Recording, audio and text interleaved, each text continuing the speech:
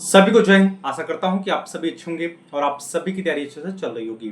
जैसा कि आप सभी कैंडिडेट को पता है कि एमपी पुलिस कांस्टेबल के आवेदन की अंतिम तिथि को बढ़ा दिया गया है। अब आपके आवेदन की अंतिम तिथि है 6 अक्टूबर 2025। हमने आप सभी कैंडिडेट को पहले बताया है कि आपको आवेदन जब आपके स्टार्ट होते हैं तो स्टार्टिंग में आवेदन कर देना चाहिए। आपको अंतिम तिथि का इंतजार नहीं करना चाहिए। अभी कल से मैं कैंडिडेट का लगातार कमेंट यह देख रहा था कि सर अभी हमने फॉर्म को फिलअप नहीं किया है, सर्वर नहीं चल रहा है, आवेदन हम नहीं कर पा रहे हैं। तो मैं पुनः आप सभी कैंडिडेट को बता रहा हूं, भैया कैंडिडेट अभी आवेदन नहीं किए हैं, भैया विद इन 2 डेज आप आवेदन कर दीजिए। आप 6 अक्टूबर की डेट का इंतजार मत करिए, अन्यथा पुनः आपको वही देखने को मिलेगा, सर्वर नहीं चलेगा और आप आवेदन नहीं कर पाएंगे।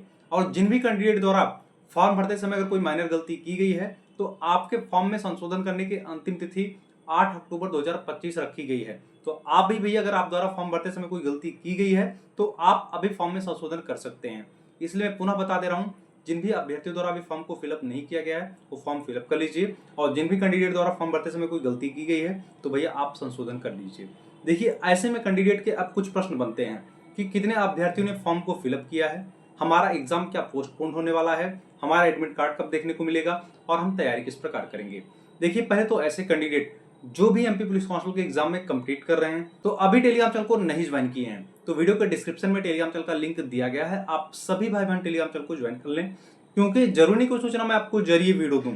अगर मुझे समय नहीं मिल पाएगा तो मैं आप सभी कैंडिडेट को जरिए टेलीग्राम मैसेज सूचना दे दिया करूंगा। इसके अलावा उस टेलीग्राम चैनल पे मैं डेली करंट अफेयर का अपडेट उपलब्ध कराता हूं और गवर्नमेंट जॉब संबंधित जो भी सूचनाएं रहती हैं वह भी मैं समय समय पे उपलब्ध कराता हूं। देखिए, आपके टोटल फॉर्म फिलअप के संदर्भ में प्रमुख लोग अपना अलग अलग विचार दे रहे हैं। कुछ लोग बता रहे हैं कि अभी तक 10 लाख अभ्यर्थियों ने आवेदन किया है, कुछ लोग बता रहे हैं कि 15 लाख अभ्यर्थियों ने आवेदन किया है, कुछ लोग बता रहे हैं कि 20 लाख अभ्यर्थियों ने आवेदन किया है।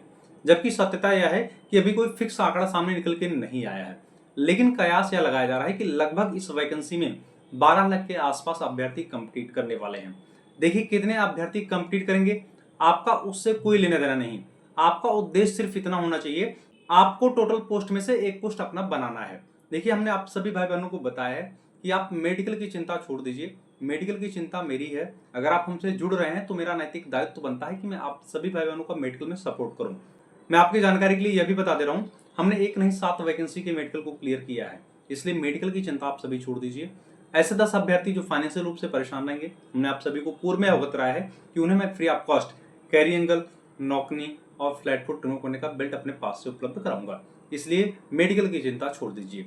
देखिए, जो आपका प्रश्न यह बन रहा है कि इस वैकेंसी का क्या एग्जाम पोस्टपोन होने वाला है क्या, तो अभी सिर्फ आपके आवेदन के अंतिम तिथि बढ़ाए जाने के संदर्भ में आपको सूचना देखने को मिली है। आपके एग्जाम डेट के पोस्टपोन के संदर्भ में कोई सूचना देखने को नहीं मिली है, इसलिए आपको टारगेटेड तैयारी करना है।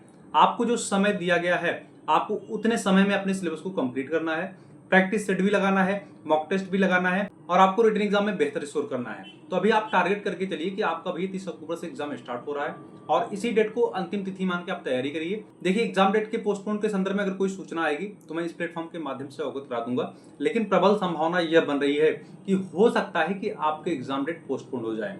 लेकिन मैं पुनः बता दे रहा हूँ कि अगर आप प्रतियोगी परीक्षा की तैयारी कर रहे हैं तो आपको हमेशा कम समय में सिलेबस खत्म करने का प्लान होना चाहिए और आपको बेहतर स्कोर करने का प्लान होना चाहिए। अभी आपके एग्जाम डेट के पोस्टपोन के संदर्भ में कोई सूचना सामने निकल के नहीं आई है। बाकी जो आपको है बता रहे हैं अब आपका एग्जाम पोस्टपोन हो जाएगा तो यह अभी कंफर्म नहीं है। ठीक है, देखिए, आपकी इस वैकेंसी में कोई निगेटिव मार्किंग नहीं है, लेकिन आपको ध्यान रखिए कि एक्यूरेसी पे फोकस करना है। देखिए, ऐसे कितने कैंडिडेट हैं जिनका सिलेबस पहले से कंप्लीट है। अगर आपका सिलेबस कंप्लीट है तो आप प्रैक्टिस सेट मॉक टेस्ट लगा रहे होंगे। जो candidate practice set mock test लगा रहे हैं आप कमेंट करके बताइए कि आप किस कैटेगरी से हैं और आपके कितने नंबर बन रहे हैं।